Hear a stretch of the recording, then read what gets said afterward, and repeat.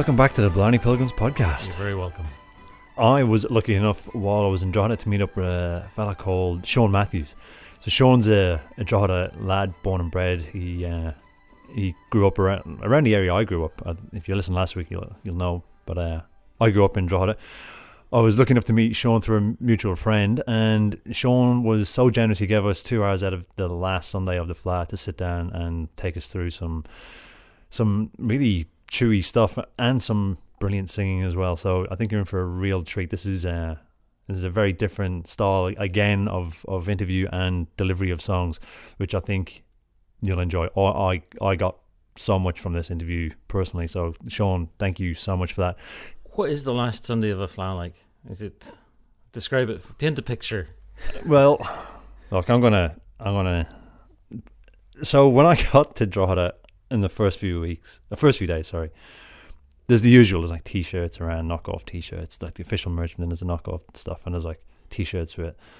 One of which I actually got was lots of seagulls flying, and they were all saying "fly, fly, fly," which, in hindsight, was genius, and I should have just snapped one on the first day. But one t-shirt I was looking at, it was like, I'm flat out, and I remember like rolling my eyes, going, "Oh yeah, I'm flat out." Come Saturday of the flat, I actually went home early because I was flat out.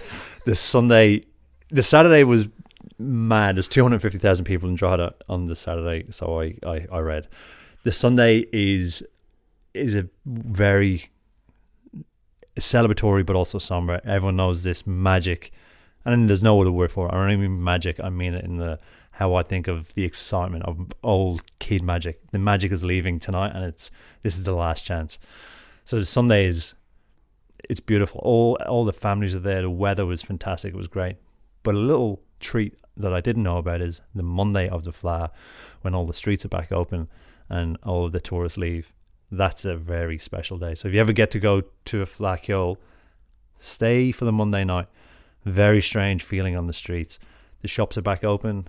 People are back doing their shopping in Duns and other places. But there's still players on the streets. The pubs are all still busy, but there's none of the hoo-ha, and there's no tourists around anymore. And I think it's like it's like the Musicians' Day. I think they call it the hangover. Is there knowing you like I do, I have a feeling you're attracted to the slight sense of desolation. Yeah, about it. Yeah, it's an eerie, beautiful. Like there's a mournfulness. It's almost like a wake. In that sense, and people are sad, but they're wringing the last out of it, and it's a beautiful thing. And some of the best music I listened to was that week. I think there's almost a sigh of relief that it's finished. 750,000 people are a lot of people to hold, so I think maybe the town in itself has a sigh of relief. But then I think the musicians and the pressure's off for everyone, so they just enjoy it. If you can, I would recommend staying the Monday night wherever the Fleadh is. Mullingar next year. And so it makes it all the more lovely that Sean took time on the Sunday to come and talk to us. Absolutely. Come lads and lassies, pay attention, and to you I will relate concerning all athletic men who came from Dooley Gate. Owen Riley and John McLaughlin were two men of courage bold, and they challenged one another to a race upon the road. 'Twas a Tuesday night at 8 o'clock, this great event took place, and thousands came from miles around to see this marathon chase.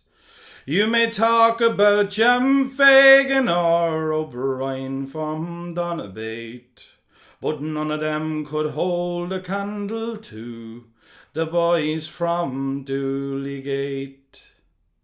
Now the journey for this great event, it was a mile or more, from Samson's Lane to the Coola Bridge and down by Moore's Door. Says Riley to McLaughlin, now for beer my throat does thirst. Says Chas Smith, I'll give a gallon to the man who comes home first. When the orders came from the starting line, each man he stacked his clothes. Dolly David was the starter and Sam Cooper was the judge. With signals up then naturally each man he gave a sport. But O'Reilly found himself behind, the wind caught in his shirt. And around by Keelahan's corner as the kids did roar with glee. And they got a great reception as they went round Riley's tree. But 'twas on the homeward journey that the sport it soon began. For the kids they roared at Riley, go and catch 'em if you can. But Riley he was punctured then and almost choked with dust. All along the route you could hear them say the Thatcher's coming first. For McLaughlin had the staying power you could see throughout the race. And Riley done his utmost but he couldn't stand the pace. And with a burst of speed in his hour of need, away with the wind McLaughlin went. And he ran right up to burst the tape and win this great event. You may talk about Jem Fagan or O'Brien from Donabate, but none of them could hold a candle to the boys from Dooley Gate. Sean Mathews, welcome to the Blarney Pilgrims podcast. Thank you. So the song you just sang, can you take us through all of that? Where did you get it from? What's it about? I got that song from a man called Sean Faulkner. He's one of the good few song historians in the town. There are a number of them, and the song is about guys who used to race the road for money before there was any other voices, you know, kind of big gambling arenas, or even you know, they had all sorts of voices like that at that time. They had terrier racing as well, which was another big one. It was where these kind of mongrel dogs would be all graded and raced. And it's a bygone era, but the song, it tells the story about two guys who race. And of course it begins and ends like any big Irish story at the pub. Yeah. So this area is Dooley Gate, right? Yeah. Which is just in the southern side of the River Boyne in Drogheda. Yeah, it is. As Drogheda kind of evolved throughout the years, the core and the most historic part of Drogheda is the part that would have been inside the old town walls. And there was a gate just to our end of the town. It was Dooley Gate, and over the years it was called Dooley Gate. So there's a lot of songs about Dooley Gate in the area. And I came to learn the phrase Dooley Gate when I used to walk in the pub at the very top of the Pitcher Hill steps, you know, the Top Shop pub. Yep. And I used to walk there, and I used to hear the old people talk about Dooley Gate, you know, and then I kind of realised after a while that it was almost like a town within a small town. Yeah, I had that feel about it. Yeah, when you mentioned it to me, it was like hearing a ghost. When you said earlier on, you said Dooley Gate, and I knew it was like I was kind of looking for it in the dark in my mind and going, I know, like that's it's a name I've heard, I know, but I couldn't place. And then of course it's here. Yeah, it's definitely one that I would have heard on and off myself, and I wouldn't have registered until I realised how important it was to the people in the area. So you grew up in Drogheda? I grew up in Drogheda in Ballsgrove, which would have been in its very infantile state. It would have been part of the original area of Dooley Gate, because you know yourself, in this part of the world everything is done by parishes. Yeah. So but I grew up in Ballsgrove, and because I was so close to Congress Avenue, which probably where you went as well. I did. That's in the heart of Dooley Gate. So we ended up being indoctrinated fairly quickly. Yeah. And then I went to St Mary's Diocesan School, which is also in Dooley. So that's where I went. so you can see where I got drawn into the area, and of course all my friends are from the area as well. And were you always into traditional music? I always had a fondness for. I was never really exposed to. I don't come from a traditional music family. Right.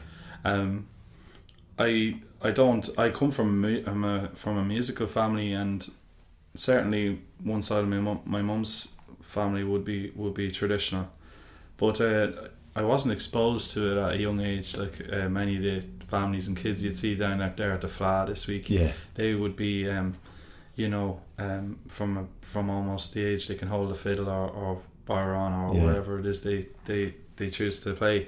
So to them it's a language and it's a way of thinking, which it's like I've been reading this book lately called Range by David Epstein, and it's really cool. It's kind of based on how you can shape your interest from a very early age to be completely focused and being much more you'd have much more elasticity with the language of Irish music. So from my point of view, I was kind of operating coming in on field, listening to unaccompanied songs, whereas a lot of the kids that grow up with traditional music, they know jigs and reels and they always have loads of songs, and to them they can figure out songs relatively quickly because they know how they're structured and they understand what their instrument can do and the scales they work within. So from my point of view, I kind of started off from an outside looking at maybe big ballads, the Dubliners, Luke Kelly, and having an appreciation for them. So were you young when you were approaching these songs? Are you particularly young, or is like where were you? Were you still in primary school, secondary school? I think when I first started Luke Kelly and the Dubliners, I was still in school. Yeah. And you do what your friends do in school, right? Completely. And so there was a lot of Oasis and a lot of Guns N' Roses kind of thrown into the mix, and trying to emulate your heroes, Tin Lizzy. Again, it's that osmotic thing with friends and with circles that you associate yourself, and my circles weren't kind of geared towards traditional music, so I'm completely with you. Like I know that. Yeah, I know what that is. So you feel drawn to it, but you don't feel stuck when you're drawn. Yeah, and I suppose what changes is your circumstances or your stage in your life or whatever it is that makes the songs even more powerful. And maybe it's a case of even at that age when you're really young, you're afraid to have your own opinion. Yeah, but it's true. Like particularly if you're like that high school thing, and the music that you choose to associate yourself with marks you out as that's who you are. If you're into music, if you're into sport and you're a jock, and like you've been judged and you've been given a lift up for a different reason, when you're in high school and you kind of attach yourself to that kind of music, you attract other people, and other people judge you in a certain way for your taste. So it's tricky. It's tricky, because if you're one of those guys who likes a bit of everything, you don't know what gang to stay with. But then at least you've got a little bit to talk to everyone about. That's usually where I was. That's usually where I was. So you said your mum's side of the family is musical to some extent. What were they doing? They're both flute players, right? And my grandfather and his family, they came from Armagh. And sometime in the kind of revolutionary period in Ireland before the independence, around that time, they moved down. So, but they were kind of from, they had a background and a kind of an old school. How would you say? They had values and core values, fireside kind of core values. So the lads tried to pick up instruments, then when they moved down here and they were growing up, and it's a strange thing that kind of died off by almost the end of the 60s, where it was that fireside effect. My granddad was still old enough that his brothers and sisters there was a fireside thing going on where there was they hadn't got televisions and they hadn't got radios, so there was still a kind of a very keen interest in a good story, a bit of a yarn and a few tunes, and that's very much where Irish music comes from, and I guess so by proxy they were into it. And do you remember any of that? Were you exposed to that? Anytime there was a family event, they would play, and they still do, because the two of them are still alive. And my granddad was the eldest, but I love that Fireside. I actually hadn't heard that as a turn of phrase, like Fireside values. I was really lucky, I think, to experience it. So on my mum's side, my granddad, he was a groundskeeper at Collington's. So just past the gate of Collington is a small whitewash thatched house. And that's where they grew up. Wow. So when I was a young lad, like up to probably about 7, 8, maybe at the latest, so I'd go out there probably once a week, and they still didn't have running water or TV. They had the fire in the Paddy, who was he was my granddad's brother. He still lived in the house, and we'd go out and we'd sit beside the fire with 2 benches either side of the fire. There was a kitchen table just off to one side. The place was like tiny, but the fire was the place you'd sit. And as a young lad at 7, I can't remember what they were talking about, but I absolutely remember just sitting, listening to stories being tossed back and forth over the fire. And it's a bygone era. My kids now are just sitting there in their iPhones, or sitting in their iPads. You know what I mean? Yeah. It's beautiful that turn of phrase. I like that.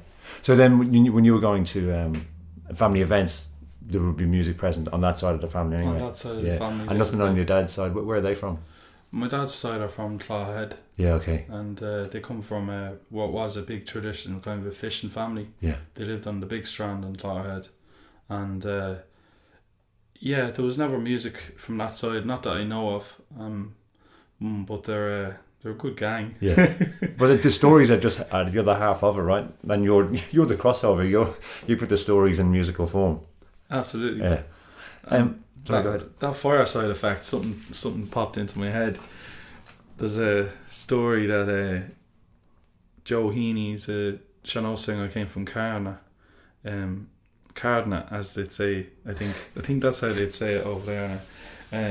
I used to live near there, but so I got very curious about Joe a while ago, and he used to say, I don't know what got me thinking about this, but that people used to have to bless themselves when they passed the milk churn before they came into people's houses to visit and sing songs.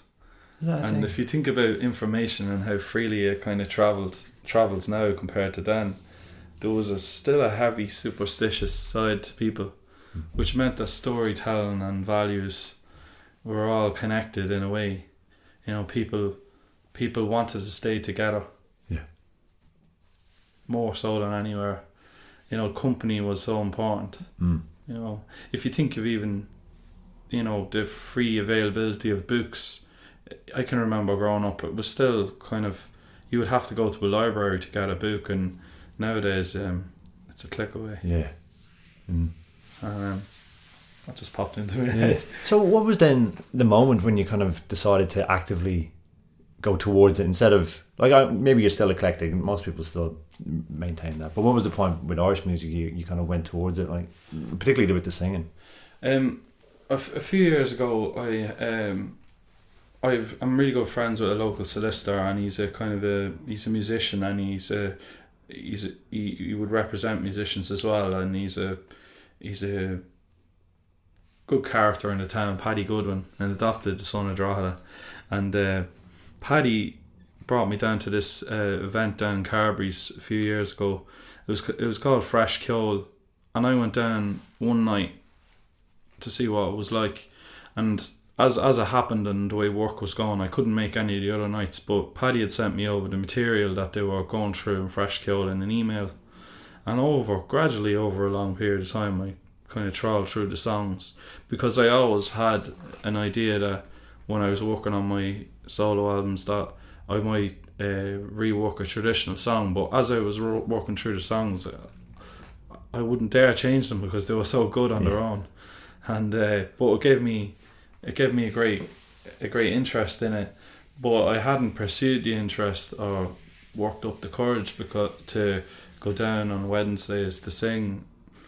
A lot of it was down to my own ideas that like I alluded to earlier about I'm not coming from a traditional family, and having a little bit of a inferiority complex.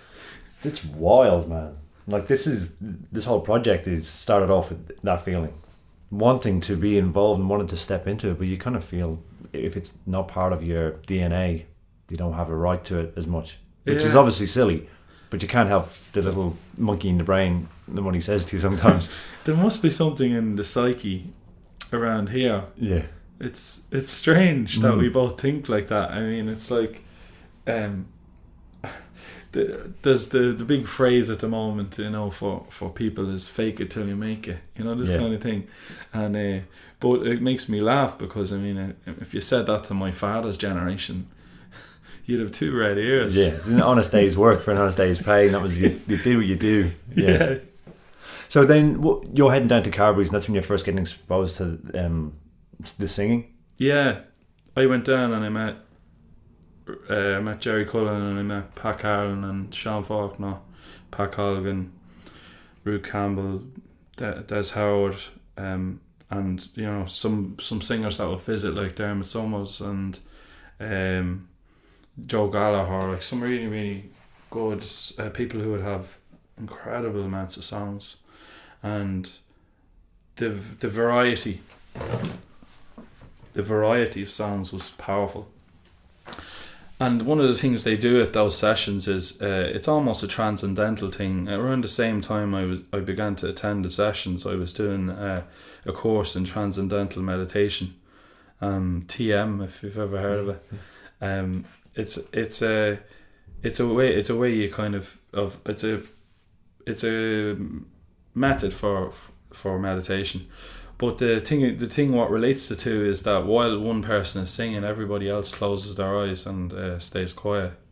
So it's almost like that the person who's singing voice kind of takes you somewhere else. Completely. And that's a weekly thing in this town down there. And it is phenomenal when you see tourists coming in. They can almost not wrap their heads around the intensity of it. And it is, it's funny to watch sometimes. Does it still go on? It does, yeah, every Wednesday. And even I can think of a time there relatively recently where a couple of tourists went in and you could just see their heads tilted. They were in absolute awe of how a group of people could be so engaging to one another and so appreciative of one another. And I guess that's what made me record this album that I have out at the moment. It gave me a love for music again going down there when I got over that initial self-talk. See, I really want to go into that. I want to find out about those first few weeks and what your emotions were like. How you prepared for it, and then pretty much when did you sing? So take us through. You've been invited down. You go down and you have you moved because you've been exposed to it. Well, it's a funny story. I was sitting at the bar. I wouldn't sit down with them the first time I went. Yeah. But I was a big Anne Briggs fan through Paddy Goodwin, who introduced me to Fresh Coal down there. And but Paddy had talked about Anne Briggs on the way up and the way back from the Fresh Coal, and I said, I'll have a listen to Anne Briggs. And Anne Briggs got me in. I was listening to Anne Briggs singing songs unaccompanied and thinking, I can't even hum the ornamentation and the notes in that. How does she do that? This is amazing. This is like a whole new world, and I can practice it in the car on the way up to work and home. It's not like it's an instrument where you need your hands. So I started my technical ability to sing at with those melodies accelerated when I started listening to Annie first of all and trying to learn those songs. But it was an Annie Briggs song that I sang the first night because it was, my way of kind of showing that. Listen, I can sing, but I don't really have that many songs. Yeah. So which song was it? Thorneymoor Woods. Thorneymoor. Do you remember it? Yeah. Do you fancy it? Yeah, it's a song about poaching, and it's based in Nottingham, and it's a real northern kind of a song, and it goes back well over 150 years. There's versions of it. but this is the Annie Briggs version. In Thorneymoor woods in Nottinghamshire, Thorneymoor woods in Nottinghamshire, 3 gamekeepers' houses stood 3 square, about a mile from each other they were, put as they were to look out for the deer, farther light to rely day. Now me and me dogs we went out one night, the moon and the stars were shining bright, o'er hedges and ditches, fields and stiles, with my 3 dogs trotting close by me heels, to catch the fat buck up in Thorneymoor fields, farther light to rally day. That very first night we had bad luck. One of me very best dogs got shot. He came to me down all bloodied and maimed. Right sorry was I for to see the same, him not being able to follow the game, farther light to rally day. I searched his wounds and I found them slight. 'Twas done by a gamekeeper out of spite. I'll take a stick right tight in me hands, I'll search the woods till I find that man, I'll trash his old hide out right well if I can, farther light to rally day. Well, I went home and I went to bed, limping Jack went out in me stead. O'er hedges and ditches, fields and stiles, he found a buck lying dead on his side. My little dog had give him the death wound, farther light to rally day. Well, limping Jack, he cut the buck's throat, tied his legs with a good stout rope, and I had a laugh to see limping Jack up in the lane with the book on his back. Carried it just like a peddler's pack, farther light to rally day. Well, we got us a butcher to skin the game, and likewise another to sell the same. But the very first joint we offered for sale, it was to a girl, she sold bad ale. She had us young lads up in Nottingham jail, farther light to rally day. In Nottingham assizes you and I, us 3 young lads who were brought to be tried. But the magistrates laughed them all to scorn. He says the old bugger should be forsworn, into little pieces torn, farther light to rally day. Now Nottingham asses have been and passed, us 3 young lads are free at last. The bucks and the does will never run free. A poacher's life is the life for me. A poacher I will always be, farther light to rally day. I'm obviously from the area and I know Carberry's. And Carberry's it's a pretty intense experience at the best of times. It's a special place in Drogheda, and you really feel you feel connected to history and the community. It's seen a lot. Those walls haven't changed for many years. So to close my eyes when you were singing it, I was there. I felt like I was with you that first night. What was it like that night? Was that the moment when you felt a little bit more connected, a bit more ownership, or did you still have a bit of a long road ahead of you? I had a long road ahead of me. Take us down that road. Well, one of the first things I learned was when you start beginning to sing unaccompanied, you'll see some singers. It's very common. I've seen it happening in Dublin more than I've seen it happening in other areas. Not that I'm well travelled in the world of unaccompanied singing, but some people they hold little harmonicas to pitch for before they start a song. And one of the first things I learned of one of the singers there was that if you know what your lowest note is, and then you can kind of pitch up to it, like do re mi la fa sol la do, because certain songs are kind of difficult to sing if you start really high. And it's probably one of the first things that I got fascinated with unaccompanied singing was the fact that you can self pitch.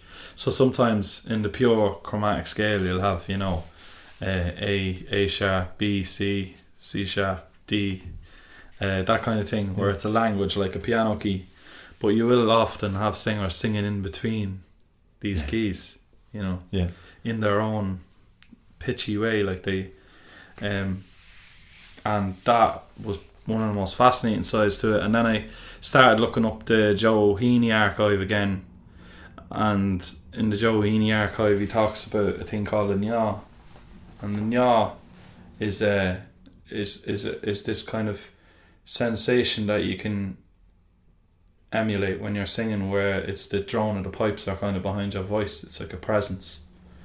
And when I started digging into that and trying to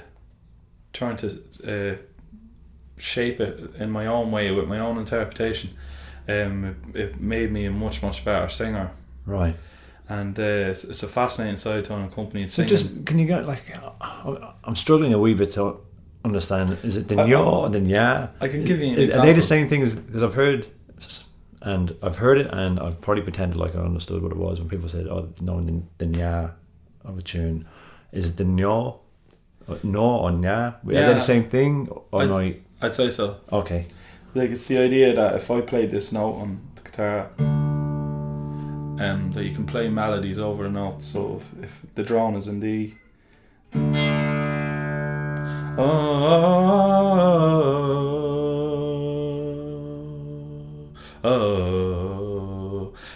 but the idea that you've got your voice is staying to an almost, it's almost like there's a continuous note in your head, helping you to breathe into the song and to stay pitch healthy throughout it.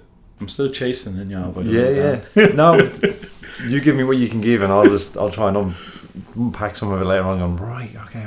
It's a fascinating side to unaccompanied singing, and like I said before as well, is the timing of it as well. You'll sometimes find in a song that when it reaches the kind of peak part of the story, that if you had a metronome nearby, like a digital metronome that they'd use if they were recording pop or they were recording in Nashville or something like that, you do boop boop boop boop your digital metronome.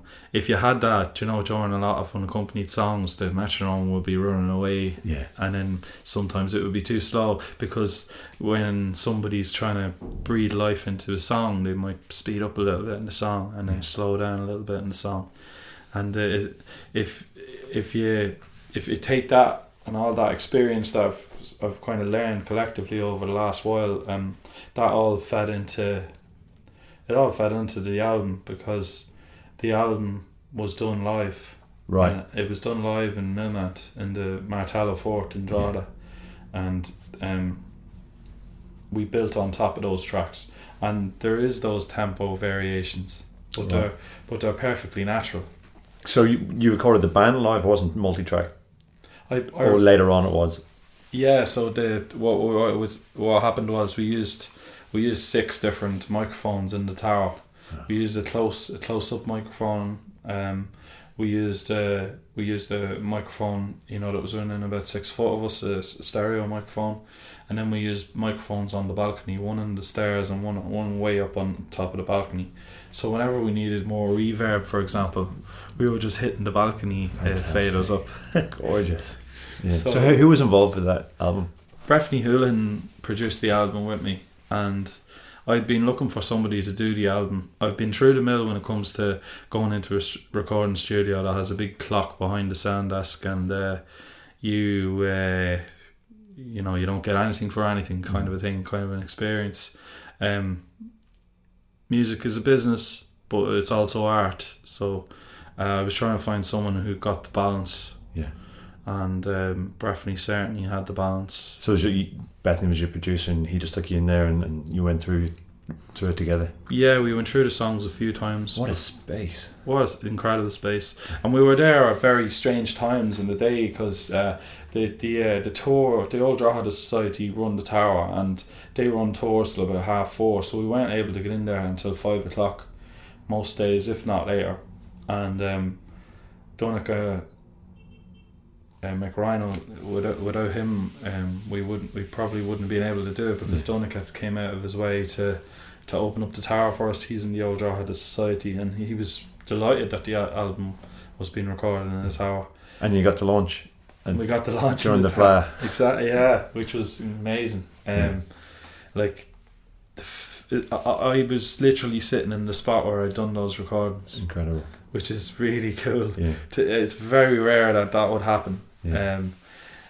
And I can't think of an example. I'm sure it has. Yeah, but very few and far between. Absolutely. Yeah. It was inches away from the spot where I'd actually recorded those songs. As in terms of their lead vocal and 12-string guitar, it was all, I'd done both together at the same time in live takes, and then we just took the best live take to build the track up on. Yeah. Can you get that online? Yeah. Yeah. So where can people go and check that out? Amazon Music, Spotify, all the digital outlets have the album now. Yeah, and brilliant. Is the best place? Are you on Bandcamp? I'm trying to get you the most money as possible. I know a lot, and it's true. And I think for the listeners, like the Spotify's are great, but if you really want to support the artist, where would you send someone at the minute? Where would you prefer people to get it from? Or does it matter? At the moment, I would be just more than happy to get is somebody to listen to the album in its entirety. Go out and support them. It's an incredible album. To just take us, let's go back just for a second to the journey, the road on singing. So you've had your first night in Carberry's, and then you start to learn about things like the nah and self pitching. What was your process from there? And you, just so I can know, you're fairly young at this age still, right? Yeah, I'm 32. No, but when you started singing at Carberry's, what age were you? Oh, I was only 31, 30 actually. 30. Yeah, right. So it's recently enough this you've been on this road. Oh, sorry, I was 31 because I'd come down a few years before, and it wasn't until I went to the singers club at the Fiar Ciol that I really wanted to learn the songs. Because singers from all over the country were there, from Armagh, from Cork, Kerry, Cavan, and singer. Every county had a singer there, but it was the best. And what is it about unaccompanied singing that? Well, for me, and Darren, you can probably relate to this because we've grown up in the same circles. For me, unaccompanied singing, it was beautiful if you had a really good singer, but sometimes unaccompanied singing can get a bad reputation, if these guys are kind of in the corner roaring when they've got loads of alcohol or that kind of thing. So for me, I wasn't sure what to associate it with because, like I said, I hadn't got the traditional background. But when I got exposed to the Carberry scene and realised it was pure and as pure as I could possibly imagine, where nobody would be really drinking or anything like that, and it would never get it turned into a session. For me, it gave me a sense of responsibility as well as a sense of appreciation, because I realised that if people like me at my age don't carry these songs on, they'll be stuck in some archive, and so it's nice to keep passing on the cultural equity. And it did. That was probably the next stage of when I started going down to Carberry's. The next stage was that I felt that sense of responsibility. It hasn't left, and it's, if anything, it's gotten stronger. Yeah. And I suppose it is. I can see how the most passionate singers in the town have become the most passionate collectors. It's for that same reason. Yeah. Dominic often uses an analogy, and I really enjoy it when he talks about this metaphorical line of people standing one behind the other, going back hundreds of years. More like some of the songs are, who knows how old. And it's, unless someone stands at the front of that queue, then it ends. It dies with those people. Absolutely. So you have to put your own personal worries behind when it comes to, someone in the corner might say that, sure, he's only into this now because the fly's rolling into town, or something like that. You have to put all that behind you and kind of say, well, come what may, I'm going to carry this on. It's much bigger. It's much bigger than us. Yeah, it's much bigger than us. It's about the music. It's a funny, myself and Dom actually go back and forth on this. It's about the music, and then there's the flip side of it, which is it's the people that carry the music, and without those two, you need the two to continue. Absolutely, yeah. You do, and there's no easy way of getting new people into anything. You just hope that it carries on somehow. Yeah. It goes back to that fireside thing we were talking about, and there's the distractions. How many great traditional music families would have extinguished their repertoire of tunes in the next generation because there was a TV in the corner or a radio. Or what we lost when the print became something that people could access. We probably lost hundreds of songs when print came in for us, and they all went, oh, what's this? They don't need to sit around as much. And then this is obviously a tsunami in comparison to what print would have done. But then on the other hand, it's never been easier. There's me in Australia. This podcast is produced out of Australia. I can access such a rich community at a click. And I mean, I'm not saying that my it's a surrogate, and I don't really feel like I'm getting the true experience, but at least I'm getting something. And because I'm in baby steps trying to work it out. There's a human nature side to that. It's the sense of belonging. Well, this week has blown my mind for that. Like just actually feeling like you're part of something physical. Absolutely. I mean, I can relate to that 100%. Where it's an amazing feeling if you do get that sense of belonging. Yeah. Would you have said that you've seen a market change in Drogheda in the last year from Flackyol 18 to 19? Has the town or the county, to that matter, kind of held on to the culture a bit more, and has there been an uplift in it? Like, did music stay on after the Fla left? The interest in it and more players? Is Carberry's busier on a Wednesday? I really would have thought that it would have given the whole thing a shot in the arm, massively. Yeah. In fact, when I think about it more and more, I think I'm not as well placed maybe to comment on it, but I have heard that, say, the Kyotis, for example, the Drogheda Kyotis has seen a massive lift in numbers. Yeah. And interestingly, out of curiosity, I kind of had a look through the winners last year in some of the age categories and instruments and that, and I noticed, say, for example, Sligo had a lot of places in it, and I was thinking, kind of looking and going, I wonder it was because the Fla Kill was there about 3-4 years ago, and that talent is now just only starting to bubble. Yeah, because it would take at least 3 to 4 years. Yeah, and I'm thinking, is that what that is like? Yeah. But no, Sligo would have an incredible tradition in a variety of disciplines. So maybe it was just being anecdotal. Yeah, no, well that's why I'm asking. Like, a year is such a short amount of time, particularly knowing that you've got Fla, the second coming, happening.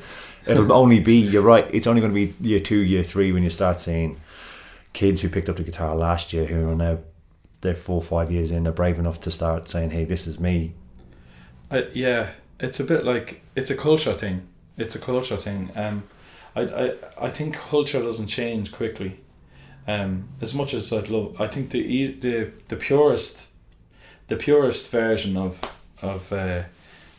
kind of helping the culture change is probably with the youngest kids, like the 6, 7, 8-year-olds that are watching the Fla now. I think that's the purest version of changing the culture, because I mean, there is a flip side to this, Darren, where last night, somebody had asked me to sing a song, and I started singing a song, and they stopped me halfway through and said, "Can you sing something we all know?" So there is that side of like, not to not to be negative, but there is that side of the general Irish, regional kind of northeast regional town kind of person that would be exposed to daytime radio and wants that only. Yeah, I work in craft beer, and you talk about representing local people, and I can remember a restaurant owner who's a relative saying to me, I'm having my wedding in a couple of weeks' time, and I'm getting married in a brewery, next to a brewery in an old mill, and they're selling their own beer there, which I think is awesome. And he said to me, this restaurant owner, "Oh, I can't wait to go to your wedding, but you're not going to have any of that old crafty stuff there, are you?" And I was thinking, that's a local restaurant owner dependent on local people to spend money locally, who's saying this. So there is a cultural depravity that is much tougher to tackle in a year, so this is a bigger question, but do you think you said maybe it's a northeast thing? I completely relate to the things you're talking about in a minute. I think I allowed it to hold me back for a long time. Like, I would never have done something like this even at your age. I would never have. I would have been so afraid of that element that I just wouldn't. Even living all the way in Australia. Do you think is it?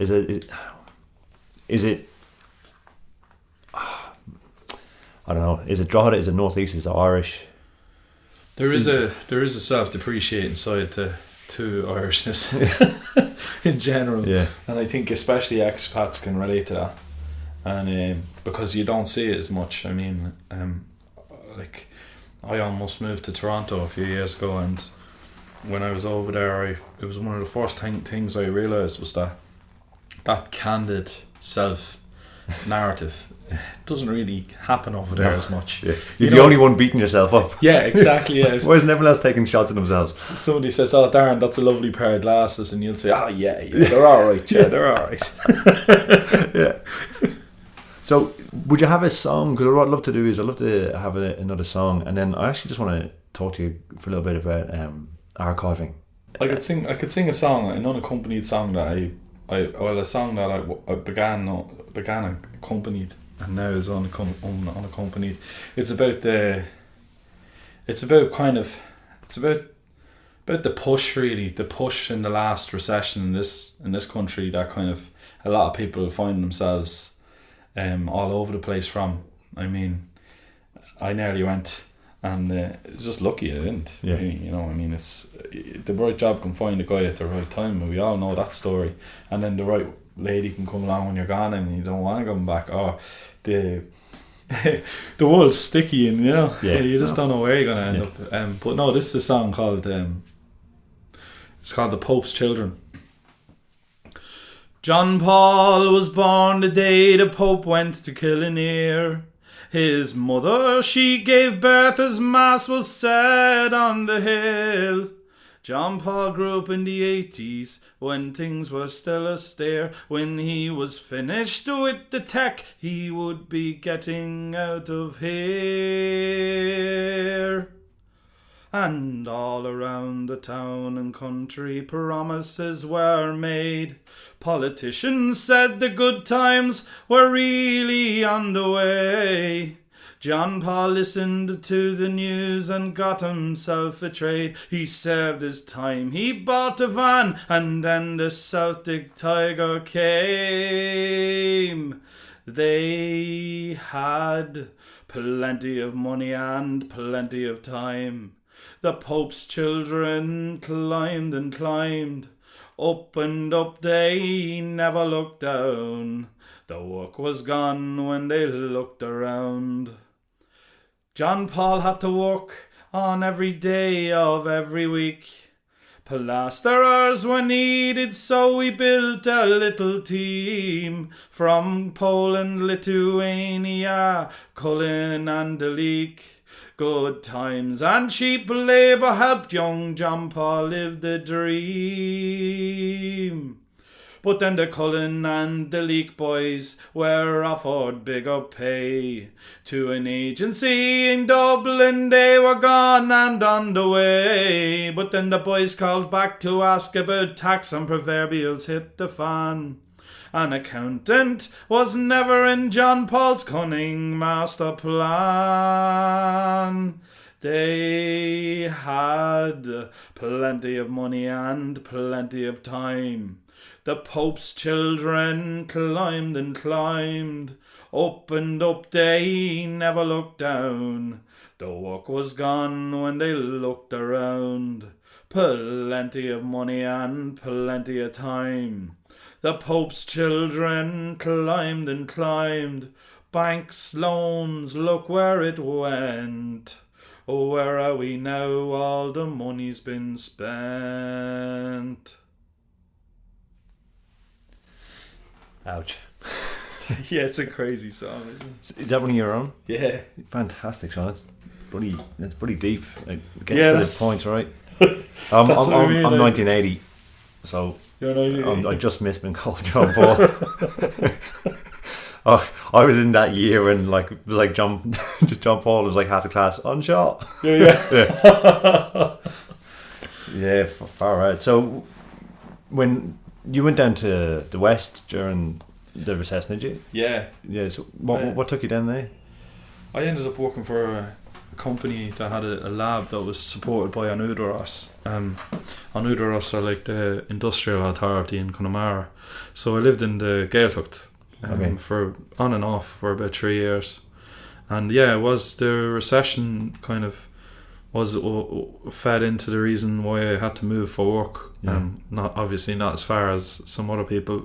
So I was always grateful for that. But yeah, it was a completely different way of life. But it gave me a much, much deeper understanding of community. Yeah. Do you speak Irish? A little bit. I was able, because I suppose when you go to Connemara and you talk to people in Connemara and they know that you're not a mother tongue speaker, they tend to switch to English around you. So instead of kind of forcing the matter, and it would slow down the conversation, believe it or not, if you kind of came out with your leaving cert honours level Irish, because even the way they write their Irish, they said, like, I know I've had several friends over there who said that, you think we would fly through leaving cert honours Irish, but it's much harder for us to write it the way it has to be written, right, in the kind of academic context. So is it kind of written in a vernacular, like it's written with the local? Yeah, so they would have a phrases that they would say the way it flows better for them locally, and but they know that there is book Irish, and then there's like a Cora kind of like stuff the way you talk at home, like, and that was one of interesting sides to it. So it was almost like, if I did make the effort to learn, you could spend 10 years learning, but you would never have the local touch to it, and it would always be words you would use out of context. Which, and what I think I relate. So when I go back home, Australia home, the first thing I'll lose is all my turns of phrases. So for the last 2 weeks I've been speaking how I used to always speak, never in a straight line, always colourful, round, old euphemism for everything. You're probably getting that localised versions of that in a different language. You just lose your mind. So I know when you say you'd slow down the conversation, of course you would. Like, and I didn't do honours Irish. no, you did not. So from that point of view, it was always going to be a case of learning an odd phrase here or there, just to be polite, and then after that, like, the guys would just speak in English to me. It got difficult after a few points because the lads would prefer to speak Irish. Yeah. So were you exposed to the music when you were down there? A couple of times I heard of sessions in Kilkieran, which was near where I lived, and I never quite had the bottle to walk in. Yeah. Comes back to that belonging thing we were talking about before. That kind of, it's a very it's a very hard thing when you're living on your own. You want to break new ice, and when you're out there and you move somewhere. I mean, moving to Connemara is the same as moving to London or moving to Paris or maybe not Paris, but moving to Australia or Canada, another English speaking country. It is like you have those same challenges where it's like, right, am I gonna just break ice here and be brave and try and make friends, or am I going to be proud and kind of within myself? Because like a really busy city can be the loneliest place in the world.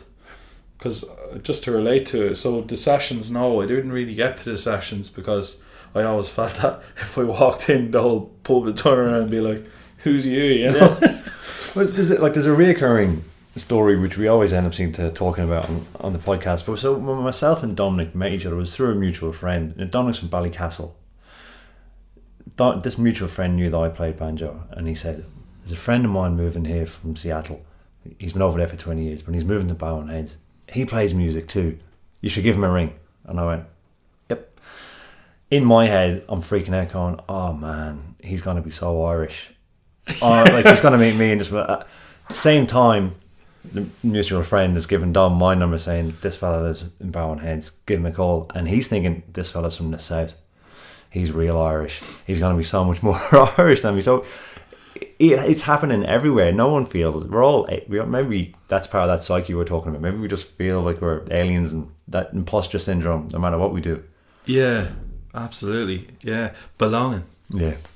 I just want to go back onto your tunes for a bit, because that's such a fascinating part of why I want to speak with you. What your approach now that you're in and you're actually singing for yourself? What is your approach for finding songs? Like, you're obviously writing your own original stuff, but with regards to going back to archives or finding the tunes, what's your approach?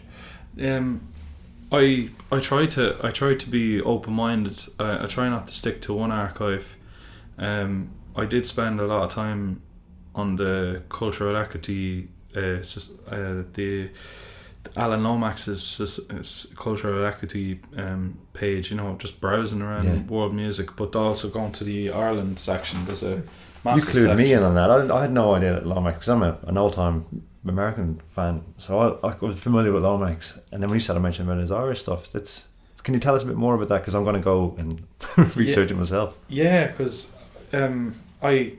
I was getting into that probably before last year's Fla. I was getting into the origins of songs and stuff like that, and Lomax came up, and I started YouTubing, as you do. You know the way you go down YouTube hole.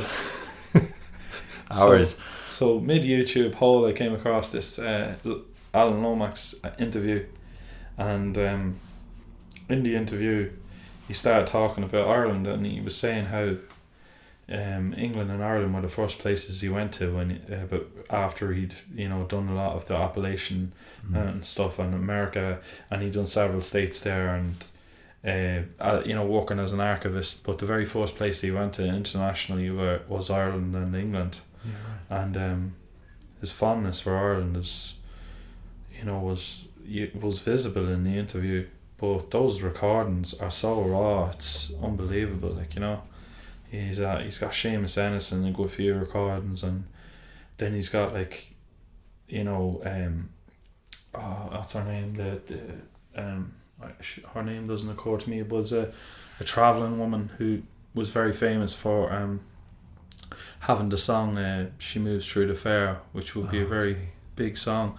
But believe it or not, the origins of that song are equally interesting, where you would think it was one of these kind of foggy dew, misty lady kind of songs, but it's actually more of a song that was a straight up kind of a harder folk song. It was just over the years it slid in. I mean, John McCormick recorded that, the tenor John McCormick, and that's where the lady's name Margaret Barry. Okay, that's her name, Margaret Barry. When Margaret Barry recorded the version of "She Moves Through the Fair," which was eventually what Annie Briggs recorded, and then Sinead O'Connor and so on, that goes back to a John McCormick recording, really, which is completely different. So when you say that recording, what's that like, the original? When you say it's just more folky, more hard hitting. Yeah, well, Margaret Barry just played the banjo. She's a good banjo player and singer, and very, very, very famous folk artist.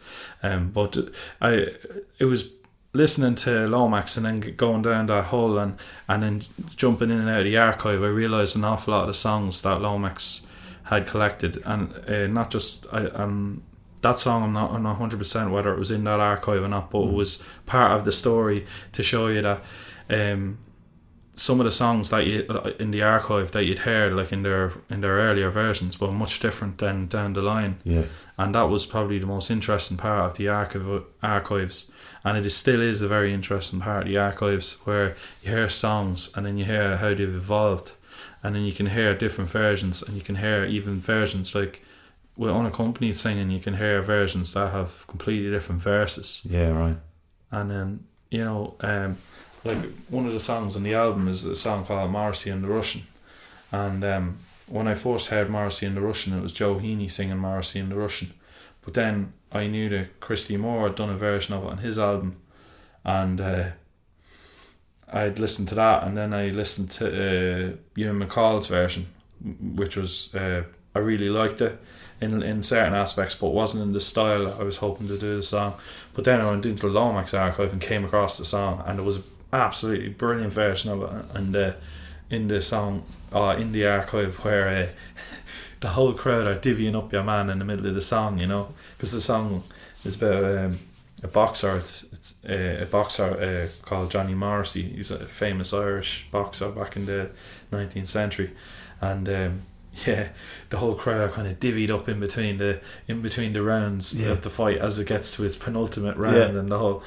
But the archives are gold dust, and it sent me down a trail of cultural equity and how important it is, and all of that builds into the context of where I am now, where I like we said like before about the responsibility of when you learn a local song, for example, that you kind of have to keep in mind that the people who have those songs mightn't pass them all over, and that still does exist, even though you could say there's very little of it left. I mean, an awful lot of songs have been archived, but every man who's a musician in every corner of the globe has something he's done himself, and it's about trying to reap that treasure. Yeah. Sean, thank you so much for taking the time out of the Fleadh. This is the last day of the Fleadh. This is the Sunday of the Fleadh, so I know what that means. So it's a lot to give up, so thank you so much for that. Thank you. What I'll do is I'll get all your details from you with regards to where to send people for albums and to follow you on socials and all that, and I'll put them in the show notes. But it would be great if we could go out on one last song if you had one. Cool. Yeah.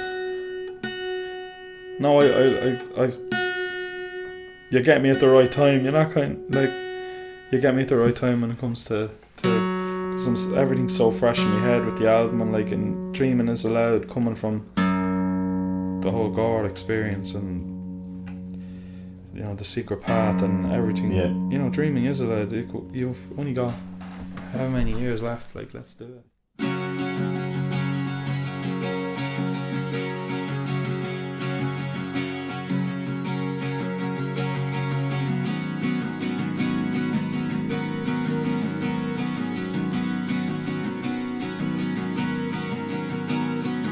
Celebrate loss, celebrate wins, singing a ballad, singing a hymn, pairing a verse and putting it in, never and lowering into a tune. City of comfort, minding myself, living the dream and having good health, being with people, being alone, no one can stop me enjoying the time. Yeah, these are the days of our prime.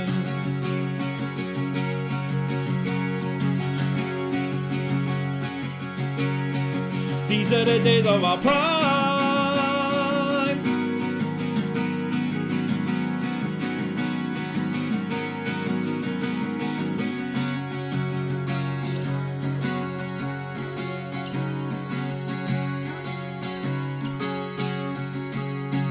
Getting elected, winning a cup, having the first one, having enough, moving to somewhere, moving again, living and loving and living again, being a father, of being a son, having a wedding, finding the one. Joy of the living, truth of the dead, making the memories in my head.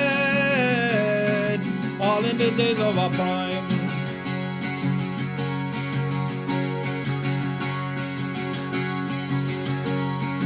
All in the days of our prime.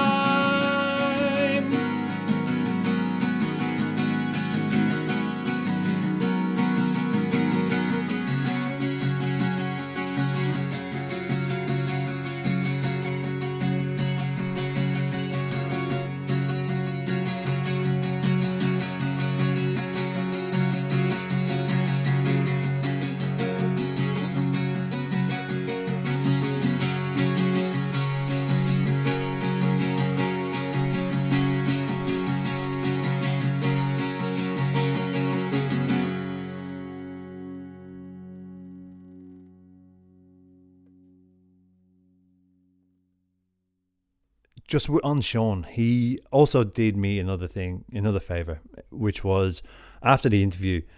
He lives just around the corner from where my parents live. So he went back home, and then he texted me that All Ireland hurling was on. He said, "Hey, you free after the hurling? The Singers Club is on. I'm going down. Would you be interested?" So now you've listened to Sean's interview and you know his relationship with the Singers Club. I went down. This was so special to me. It was in the old library in Drogheda. So this is the old library on Fair Street that I would have went to when I was a kid. I can still remember reading Green Eggs and Ham and those kind of books back in this old building. And it moved sometime in the 90s. And I hadn't been back in that building. So I went in there. The place was packed. They'd been going from 11 a.m. It was coming up to 6 p.m. They hadn't had one repeat singer or one repeat song. Before Sean sang, another gentleman got up and he told an old story, and it blew me away to be in my old library where I had these special memories and feelings anyway, to then have this man telling a beautiful story about playing at a wedding and then having to enter a field of fairies and then being given a gold coin and a tiny jar of Mountain Dew, and then Sean got up and he sung an unaccompanied song. It was so beautiful, and that room was packed and you could hear a pin drop, and then to walk back out onto the street of the last night in the Flower, it was all chaos and mayhem. Just a beautiful example of why it's such a beautiful festival. But anyway, his album is called Dreaming is Allowed. Interesting title, particularly with some of the themes that are brought up during the chat. You can get that on all the usual places, Spotify, iTunes, all that kind of place. If there's somewhere you can go to throw him a few dollars, do that. Amazing. Thanks again, Sean Mathews. Thanks, mate. Hi, my name is Rosa. Please become a subscriber to the podcast. Thank you.